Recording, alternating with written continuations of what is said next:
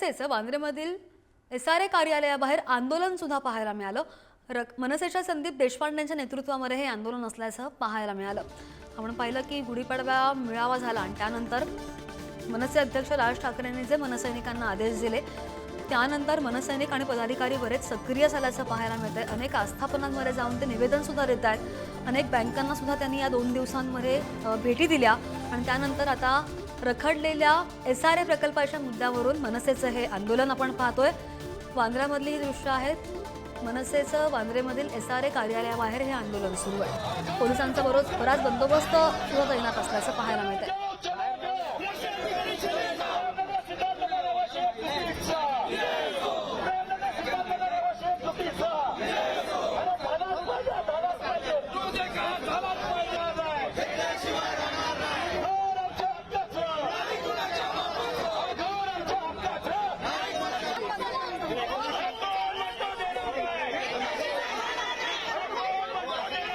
आणि अधिकची माहिती घेऊन आमचे प्रतिनिधी श्रेयस सावंत आपल्यासोबत। श्रेयस, बरेच आक्रमक झाल्याचं पाहायला मिळतंय मनसैनिक, काय नेमकं म्हणणं आहे त्यांचं?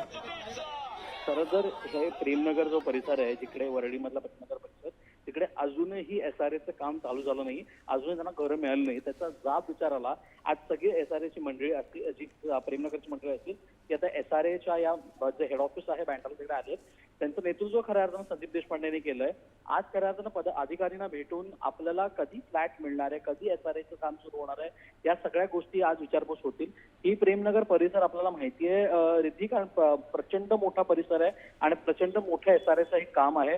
ते प्रकल्प खरं तर खूप वेळापासून त्याची घोषणा झाली होती, पण अजूनपर्यंत तात्पुरतं काहीही गोष्टी करण्यात नाही आल्यात। तेच कुठे कुठे जाब विचारायला आज सगळीच मंडळी SRAच्या इकडे आली आहेत, मुख्य कार्यालयात। त्यांची मागणी हीच आहे की त्यांना घरं मिळावी आणि घरं मिळून त्यांना ती तारीख मिळावी की कधीपर्यंत त्यांना घर मिळणार आहे, त्यासाठी आज इकडे आले आहेत। मनसे त्यांच्या सोबत आहे असं दिसून येत आहे आणि आता संदीप देशपांडे जे अधिकारी जे आहेत SRAचे त्यांना भेटायला गेले। अगदी, आणि हे आंदोलन आपण पाहतोय बरेच पदाधिकारी जे आहेत, मनसैनिक आहेत, ते आक्रमक झाल्याचं दिसतंय। श्रेयस, ताजी माहिती घेत राहू, धन्यवाद दिलेल्या माहितीसाठी।